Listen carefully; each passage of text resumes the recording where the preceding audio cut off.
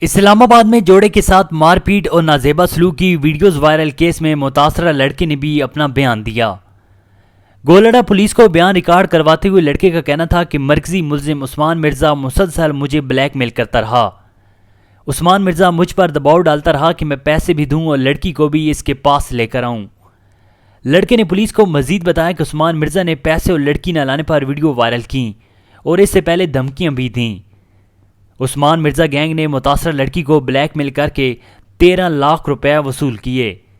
دیگر ملزمان متاثرہ لڑکی سے الگ الگ بھتہ وصول کرتے رہے۔ پولیس نے مقدمے میں بلیک میلنگ، بھتہ لینے کی دفعات بھی شامل کی ہیں۔ ملزمان کی گرفتاری سے مزید اہم انکشافات سامنے آئے ہیں۔ پولیس اور دیگر حکام نے لڑکے اور لڑکی کو انصاف کی یقین دہانی کروائی اور کہا کہ ہم یہ کیس جلد سے جلد منطقی انجام تک پہنچائیں گے۔ ناظرین، کمنٹ میں اس ویڈیو کے متعلق اپنی فیڈ بیک سے ضرور آگاہ کیجیے گا۔